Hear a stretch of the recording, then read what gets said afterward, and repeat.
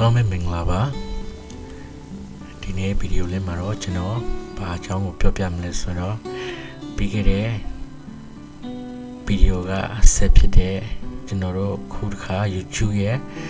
ကျွန်တော်တို့ security ကိုကျွန်တော်တို့လုံခြုံအောင်ဘယ်လိုလုပ်မလဲဆိုတာကိုဒီနေ့ဗီဒီယိုလေးကနေမျှဝေပေးရှင်းပါတယ် Okay အဲ့ဒါဆိုလို့ရှိရင်ကျွန်တော်နဲ့အတူတူလိုက်ပြီးကြည့်အောင်ပါ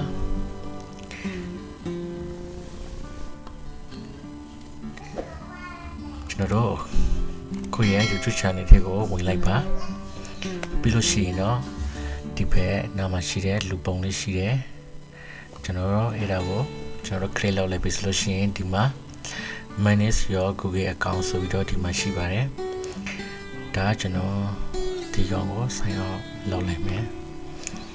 ကျွန်တော်နောက်တစ်ခုနဲ့ပြပေးမှာဖြစ်တယ်ပြန်ပြီးတော့ sign in ဝင်လိုက်ပါ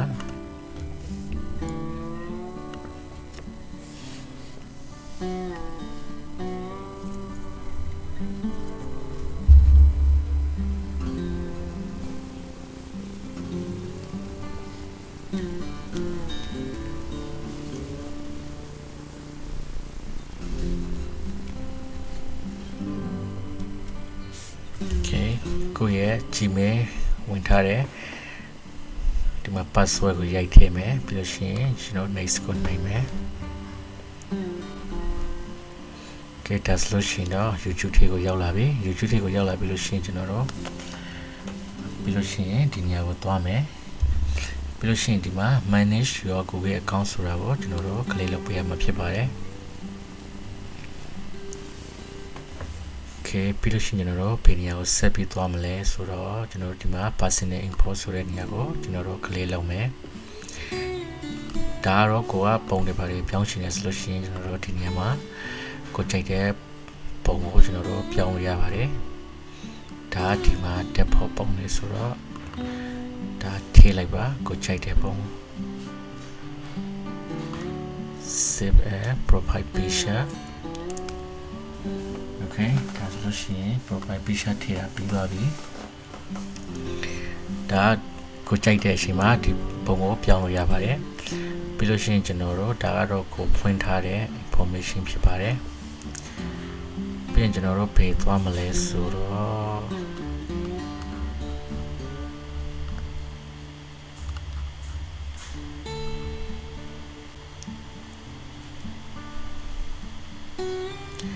ကျွန်တော်ဒီနေရာမှာ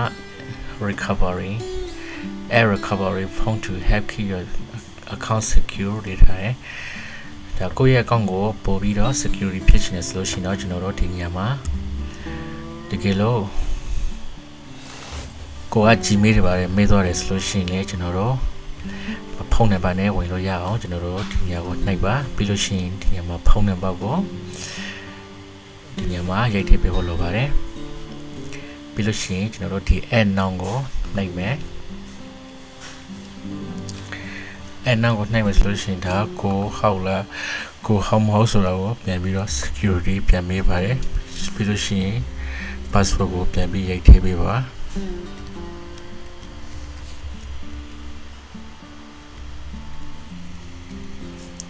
ပြီးလို့ရှိရင် next ကိုထပ်နိုင်မယ် Okay ပြီးရင်ကျွန်တော်တို့ add now ကိုနှိပ်မယ်ဒီနေရာမှာကျွန်တော်တို့ကိုကဘယ်နိုင်ငံမှာနေတာလဲမြန်မာပြည်ဆိုလို့ရှိရင်ကျွန်တော်တို့မြန်မာပြည်ရဲ့ဖုန်းနံပါတ်ကိုထည့်မယ်ဒါကိုကြိုက်တဲ့ဖုန်းနံပါတ်ကိုဒီနေရာမှာထည့်ပေးပါ Okay ကျွန်တော်တို့ဖုန်းနံပါတ်ကိုထည့်ပါမယ်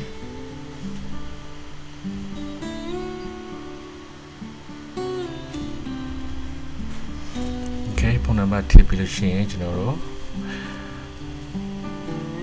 next ကိုနှိပ်မယ်ပြီးလို့ရှိရင်ငါ get it code ကျွန်တော်တို့ကုတ်နံပါတ်ကိုသူတို့ပို့လာပါလိမ့်မယ်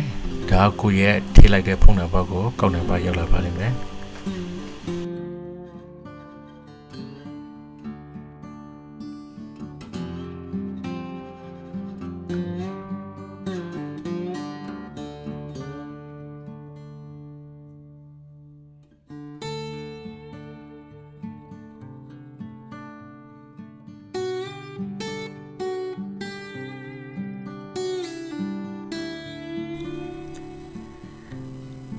Okay ကျွန်တော်တို့အခုဘေးနေရာကိုရောက်သွားပြီလေဆိုတော့ကျွန်တော်တို့ဆောနာကဒီ personal import ထဲမှာကျွန်တော်တို့ဖုန်းနံပါတ်ကို recovery ဒီမှာလုပ်ခဲ့တယ်ဟုတ်ပြီပြီးလို့ရှိရင်ကျွန်တော်တို့နောက်တစ်နေရာသွားပါမယ်အဲ့ဒါကတော့ဘေးနေရာလဲဆိုလို့ရှိရင်ဒီမှာ security ကိုနှိပ်ပါပြီးလို့ရှိရင်ကျွန်တော်တို့ဒီမှာ use your phone to sign in ဒီမှာtwo-step verification ဒီကောင်ကိုကျွန်တော်တို့ဒီမှာဒါလေးလုပ်နေရတယ်ဒါတော့ကိုယ့်ရဲ့ YouTube အကောင့်ကိုကျွန်တော်တို့ကိုယ့်ရဲ့ Gmail အကောင့်ကိုပို့ပြီး security ဖြစ်ချင်တယ်ဆိုလို့ရှိရင်တော့ဒီညမှာ two-step verification လုပ်ရရတယ်ဒီညမှာကိုယ့်ရဲ့ဖုန်းနဲ့ဒီမှာဝင်မှပဲရမယ်ကျွန်တော်တို့တခြား computer တော့ဘာလို့ ਨੇ ဝင်လို့မရအောင်ဒီဖုန်းကနေကျွန်တော်တို့ထိန်းချုပ်ထိုင်နေရပါတယ်โอเคဒါတော့ကျွန်တော်မလုပ်တော့ပါဘူးကျွန်တော်တကယ်လို့မိတ်ဆွေကကိုယ့်ရဲ့အကောင့်ကိုပို့ပြီးလုံခြုံစိတ်ချရှင်နေဆိုလို့ရှိရင်တော့ဒီနေရာတွေကိုလုပ်ရှင်နေဆိုလို့ရှိရင်ကျွန်တော်တို့လုပ်လို့ရပါတယ်နောက်တစ်ခုကဒီမှာကျွန်တော်တို့ recovery ဖုန်းနံပါတ်လုပ်ပြီးပြီးလို့ရှိရင်ကျွန်တော်တို့ဖုန်းနံပါတ်ဆိုတာလေကျွန်တော်တို့တစ်ခါကြရင်ကျွန်တော်တို့ပြောင်းတော့တာမျိုးတွေလည်းရှိတယ်အဲ့တော့ကျွန်တော်တို့ဖုန်းနံပါတ်အပြင်ကျွန်တော်တို့နောက်ထပ် Gmail account တစ်ခုကိုထပ်ပြီးကျွန်တော်တို့အဲ့လိုရပါတယ်တကယ်လို့ကိုယ့်ရဲ့ password ကိုမေ့သွားခဲ့တယ်ဆိုလို့ရှိရင်ဒီ Gmail account နဲ့ကျွန်တော်တို့ပြန်ဝင်လို့ယူလို့ရပါတယ်ကိုယ့်ရဲ့ password တွေပါတယ်ကိုခေတ်ဒါဆိုလို့ရှိရင်ကျွန်တော်တို့ဒီ recovery email ဆိုတာကိုနှိပ်ပြရမှာဖြစ်တယ် okay password ကိုပြန်ရိုက်ပါ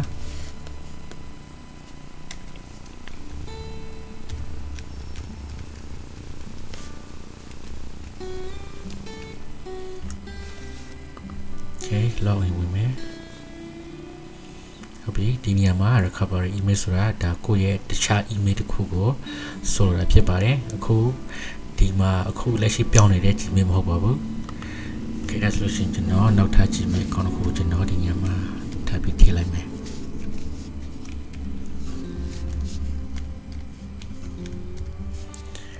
โอเค Gmail မှာပြီဆိုလို့ရှိရင်ကျွန်တော်တို့ next ကိုနှိပ်ပါ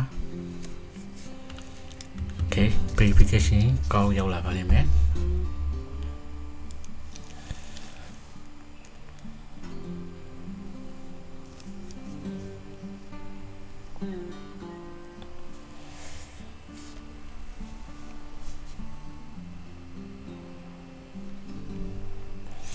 ဒါကတော့အခုကျွန်တော်တို့အခုထည့်လိုက်တဲ့ Gmail account ဖြစ်ပါတယ်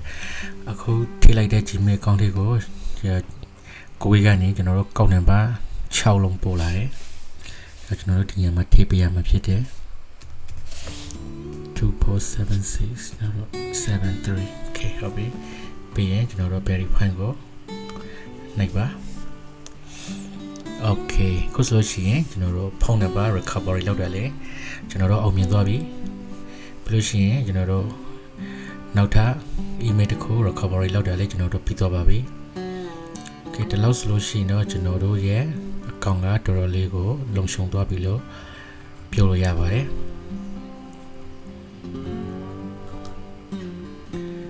ဒီနေရာမှာရှိလေ key personal import ဒီမှာကျွန်တော်တို့ဒီနေရာမှာ recovery ဖုန်းကဒီမှာကျွန်တော်တို့ recovery email ကဒီမှာ okay ဒီလောက်ဆိုလို့ရှိရင်တော့ကျွန်တော်တို့ရဲ့ Gmail အကောင့်ကလုံခြုံသွားပါပြီ။ကျွန်တော်တို့ Gmail နဲ့ YouTube ဆိုတာကတခါတည်းရှိတ်ဆက်ရတာဖြစ်တဲ့အတွက်ကိုယ့်ရဲ့ YouTube တွေပါတယ်ကျွန်တော်တို့တခါတည်းလုံခြုံစိတ်ချရှင်နေဆိုလို့ရှိရင်တော့ကျွန်တော်တို့ခုကျွန်တော်လုပ်ပြတဲ့အတိုင်းပဲလုပ်ကြည့်ပါလောက်ဆိုလို့ရှိရင်တော့အားလုံးပဲကျွန်တော်တို့လုပ်တတ်မယ်လို့ထင်ပါတယ် Okay အားလုံးပဲကျွန်တော်တို့နောက်ဗီဒီယိုမှာပြန်ပြီးတွေ့ကြရအောင်ပါ Okay အားလုံးပဲကျွန်တော်တို့ bye bye